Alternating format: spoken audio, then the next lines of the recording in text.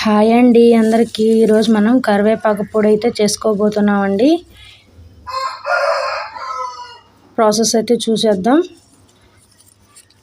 ఈ కరివేపాకుని అయితే దూసేసుకోవాలండి. ఆకు మొత్తాన్ని ఆకైతే మొత్తం దూసేసుకుందాం. ఇలా దూసి పెట్టుకోవాలి. ఇలా కరివేపాకు అంతా దూసేసుకోవాలి. ఇప్పుడు వాటర్లో క్లీన్ చేసేసుకుందాం.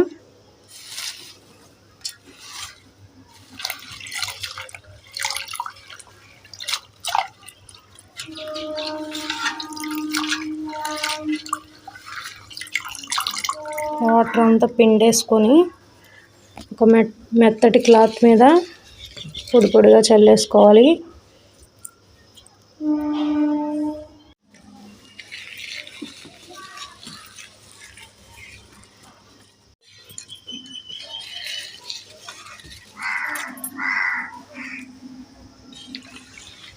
ఒక 15 మినిట్స్ వరకు ఎండలో అయితే ఎండబెట్టుకోవాలండి ఈ కరివేపాకుని.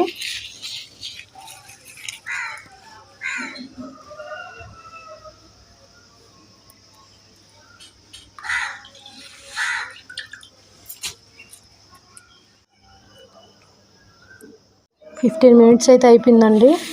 ఇప్పుడు బౌల్లోకి అయితే తీసేసుకుందాం.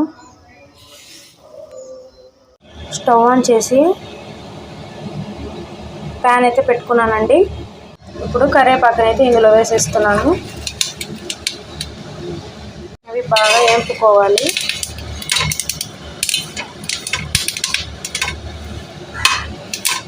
ఇలాగా బాగా ఫ్రై అయిపోవాలి. ఇది పక్కన తీసేసుకున్నాం.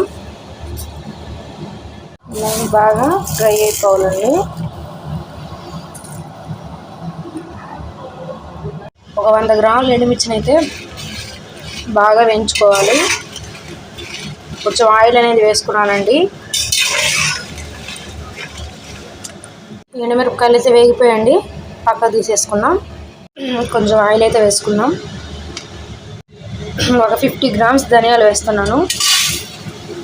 అలాగే 50 గ్రామ్స్ జీలకర్ర కూడా వేసేసుకున్నాం. బాగా వేయించేసుకోవాలి. ధనియాలు జీలకర్ర అయితే వేగిపోయండి. పక్కన తీసి పెట్టేసుకున్నాం. అలాగే మినపప్పు కూడా అందులోనే వేయించేసుకున్నాం. ఒక 150 గ్రామ్స్ మినపప్పుని వేస్తున్నానండి.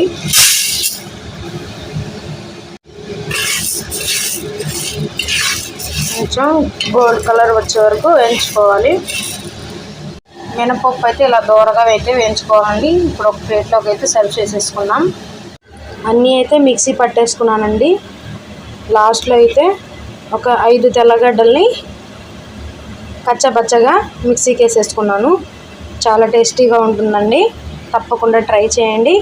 అలాగే మన ఛానల్ని లైక్ అండ్ సబ్స్క్రైబ్ చేయండి.